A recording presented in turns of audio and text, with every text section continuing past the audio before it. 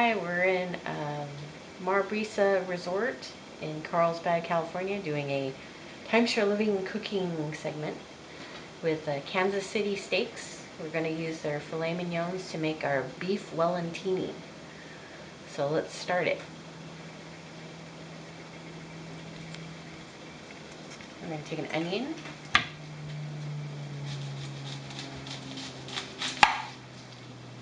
I'm going to dice it up.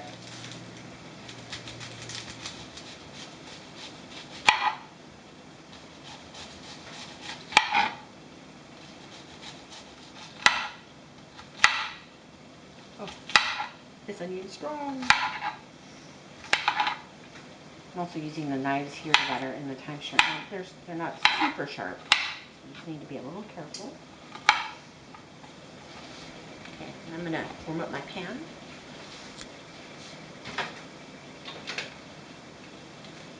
I'm going to saute the onions with the bacon. You need to cut up bacon too, with olive oil. And we're also going to mix in our Paso Olivo blackberry balsamic vinegar, which is from Paso Robles, California. This is going to add kind of like a fruity note to pair off with the brie that we're adding in with the beef Wellington. And then we're going to use Kansas City steak seasoning for the actual steaks. See that a little later. Some bacon. So usually I do 1 slice of bacon per filet mignon. We're making 3 tonight because Mom is here. So I'm just going to slice up 3 pieces of bacon. Okay, so I'm going to put these in my pan.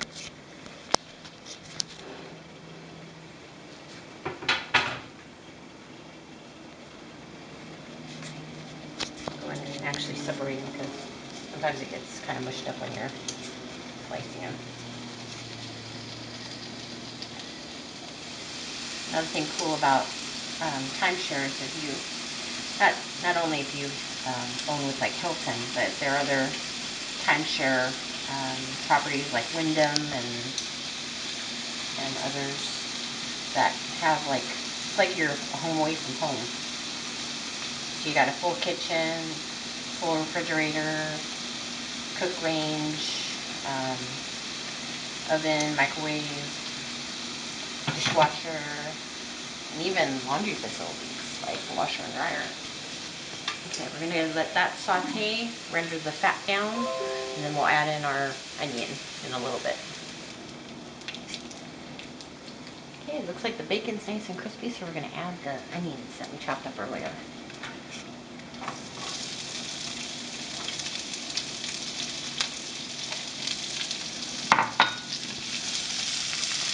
Okay, so we're going to saute these until they get caramelized, so that's going to take a little bit. While we're sauteing the bacon and onions, I've also preheated our oven to 375, so we'll have it nice and toasty by the time we're ready to wrap it all up and stick it in the oven. Okay, we've got to the point where the onions are pretty much caramelized and the fat is rendered all from the bacon. And then, sorry about earlier, we actually didn't need the olive oil because there was enough fat that rendered from the bacon to saute the onions. So, plus it adds flavor. Okay, so now we're going to add the balsamic vinegar. I'm going to add like 2 tablespoons. If you can smell the blackberries coming out. Okay, so we're going to saute this a little bit so that the balsamic vinegar gets a little bit thickened, because we want it to be kind of thick and goopy when we put it inside the Wellington, so then when it starts to cook, it starts to kind of ooze in with everything else. And yeah, after sampling, I'm going to add 1 more tablespoon of balsamic vinegar, the blackberry balsamic vinegar.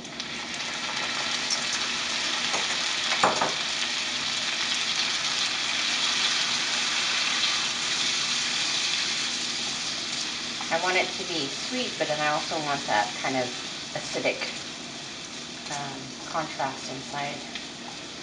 So that's what we did. Smell it. I think that's enough. It'll put it just right over to balance it out with the rest of the flavors.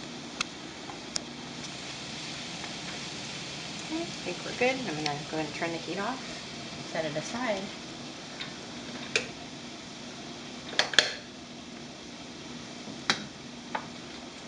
And while that's cooling, I'm gonna go ahead and take our steaks out of the wrappers.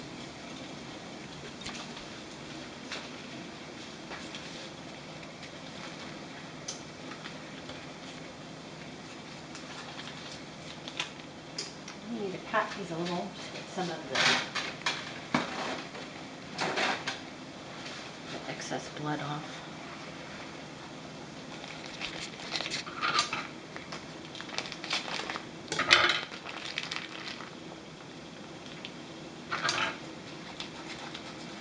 So we're going to take the Kansas City steak seasoning. We're going to liberally, or not generously, season them.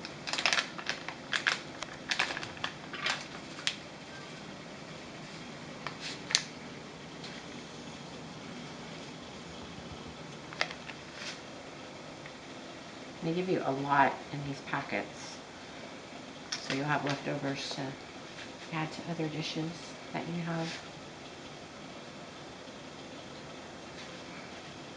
It's a nice blend of like garlic salt and pepper and actually garlic powder, salt, and pepper. I'm going to transfer out the onion mixture so I can. We're going to sear the outside of the fillets just to get that color on it.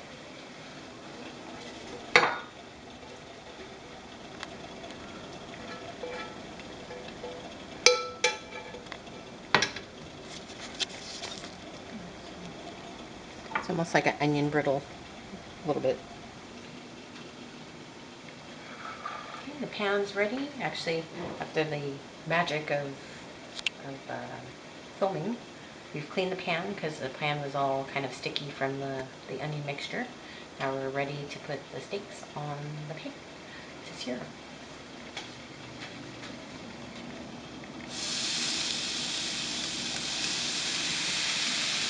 So while we're searing, we're going to probably sear till we see like about 1/4 of an inch of like opaqueness. We're not going to keep them on here to cook because they're going to be in the oven for 20 minutes. So we don't want them to overcook in there. But we just want to sear it so we seal in the juices. Go ahead and take them off. Got a nice sear on them.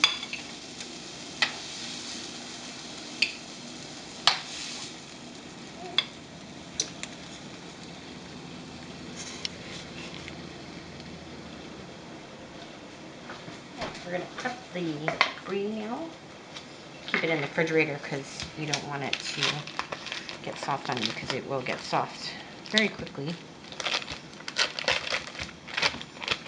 It's easier to slice it when it's very cold.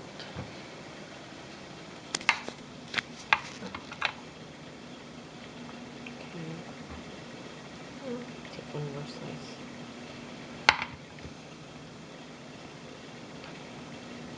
I want these upper. I have these. Easier to put on top.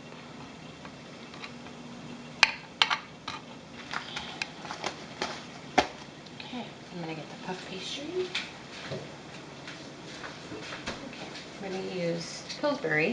It's not quite puff pastry, but it's readily available and very easy compared to puff pastry. Puff pastry can be unforgiving and sometimes kind of wacky to work with.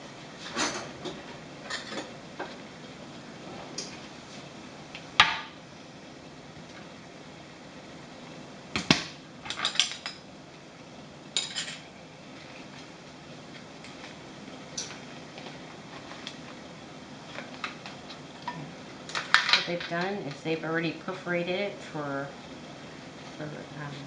croissants.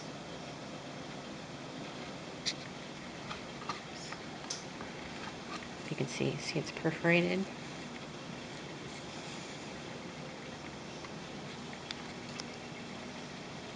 Okay, what we're going to do is we're going to make them into squares. So I've got 2 squares, and then we're going to go ahead and kind of pinch all the perforations together so it doesn't split open.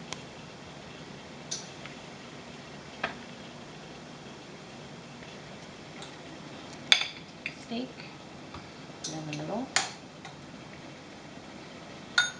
I put some of this bean jam on the top.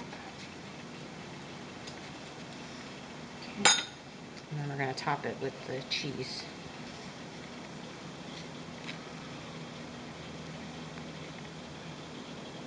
Okay. And then we're going to fold up pastry. And we're going to seal all the open edges.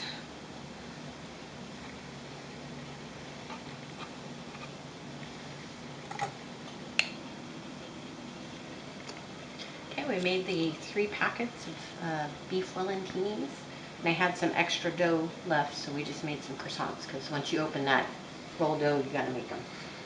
So I'm also gonna add an egg wash so it has a nice sheen on the outside. So take 1 egg.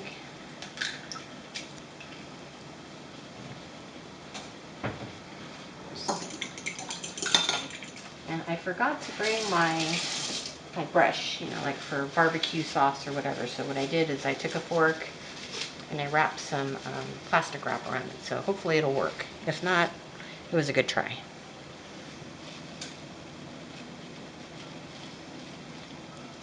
We're just going to forego the fork. It's not working. Just use the plastic wrap.